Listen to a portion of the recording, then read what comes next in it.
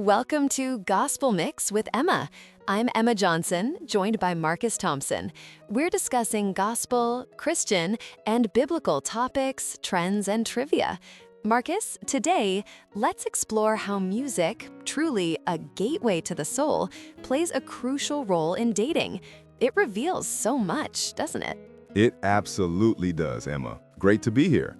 Music profoundly reflects our values and character. When dating, it offers deep insights into spiritual compatibility. Totally.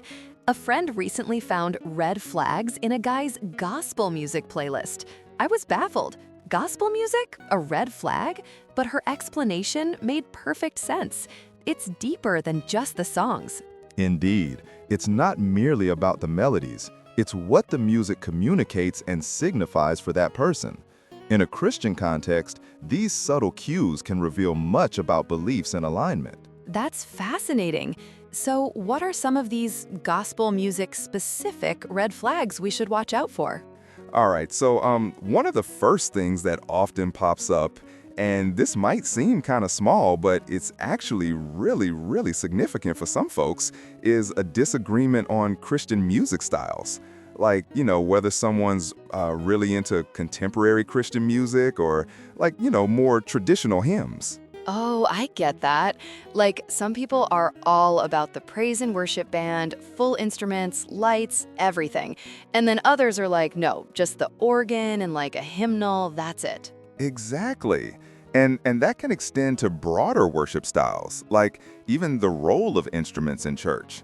Now, on the surface, you might think, oh, it's just a preference, but if those disagreements are deeply rooted, they can really point to underlying issues in how partners approach faith, right?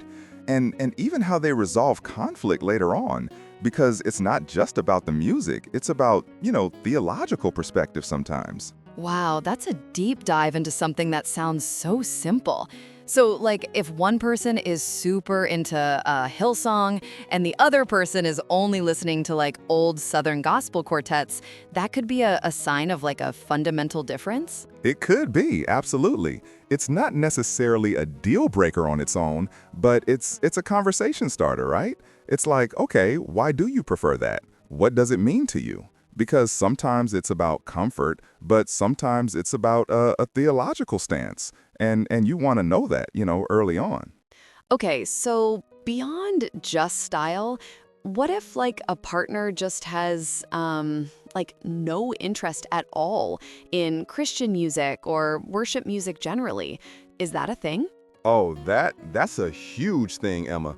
For individuals who really prioritize faith in their lives, a partner's disinterest in gospel music or worship music can be a pretty significant orange flag, right? Or even a full-blown deal breaker for some. The thing is, well, it might signal a lack of shared spiritual commitment. So it's not just about, like, listening to it, but what that listening or lack thereof represents. Totally. It's about a consistent pursuit of faith. And if that's not there, it can be a significant concern in Christian dating. And then there's this whole concept of being unequally yoked.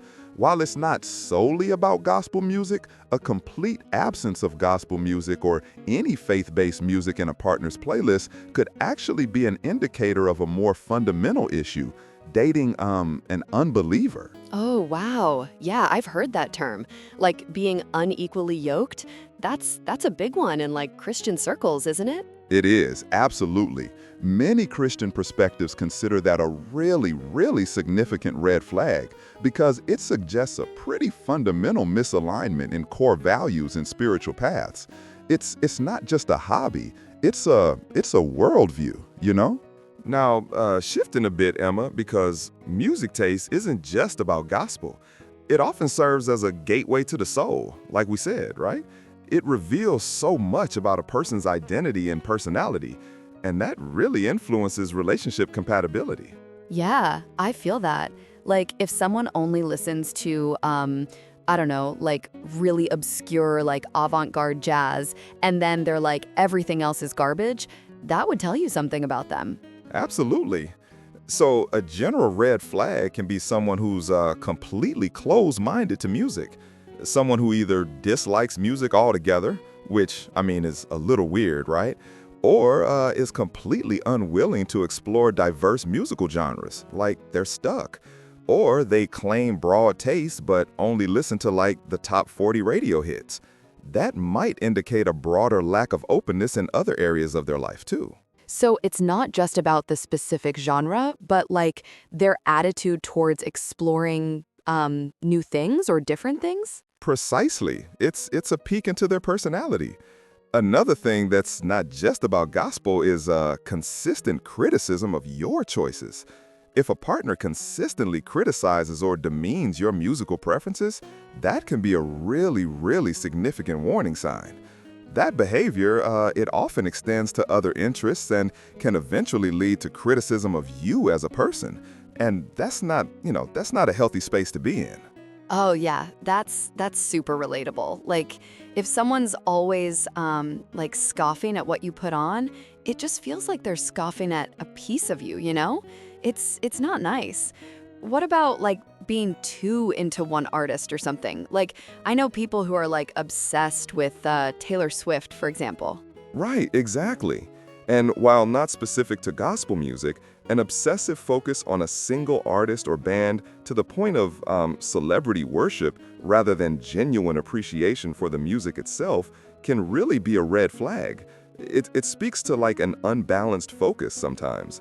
And then probably one of the most important general points is music promoting negative values. Oh, for sure. Like, if their whole playlist is just like super aggressive or promoting stuff that's just, not good. Yeah, absolutely. Playlists that feature music promoting fornication, drug use, violence, or greed, regardless of genre truly, those could be a really, really major red flag. Because those themes, they can reflect values that conflict with a healthy relationship, right? Or certainly with Christian principles. It's a window into what they consume and what they might normalize. That makes total sense. So it's really about like what's underneath the surface of the song, the message, the values behind it. Precisely. And conversely, Emma, it's not all red flags and caution tape, right? Sharing musical interests and creating playlists for one another can actually be a really, really powerful tool for bonding. It helps maintain closeness. Some people even consider it a kind of sixth love language. Oh, I totally get that. Like when someone sends you a playlist and it's like all the songs you love, or they introduce you to something new that you then love, it feels so personal and thoughtful. It does, doesn't it? It demonstrates care and understanding.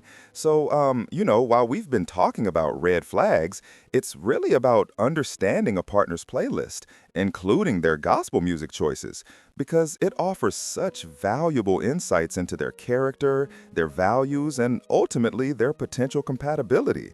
It's a conversation starter, not just a judgment, It's like, hey, tell me about this song, or why do you love this artist? It opens doors. Yeah, absolutely. It's not about finding someone who's exactly the same as you, but finding someone who, has compatible values and is open to understanding yours. And music is a great way to figure that out early on. What a fascinating topic, Marcus. Thanks for unpacking all this. My pleasure, Emma. Truly. It's always great to dive into these human dynamics. And that brings us to the end of another insightful discussion here on Gospel Mix. Marcus, thank you again for sharing your invaluable perspectives on how music truly reflects our spiritual journeys and helps us navigate relationships. My absolute pleasure, Emma. It's always a privilege to explore these profound connections. Understanding these subtle cues can make all the difference in our spiritual and relational compatibility. Absolutely. And to all our wonderful listeners, we hope today's episode has given you plenty to think about. Remember to keep those spiritual antennae up, whether you're decoding a playlist or simply enjoying the harmony. Indeed. If you've enjoyed today's deep dive into gospel red flags and relationship compatibility, make sure you don't miss our future episodes. We always strive to bring you thoughtful conversations. That's right. For more uplifting discussions, spiritual insights, and engaging content, please make sure to subscribe to Gospel Mix wherever you get your podcasts. Your support helps us keep the music playing and the conversations flowing. We look forward to having you join us next time on Gospel Mix. Until then, stay blessed.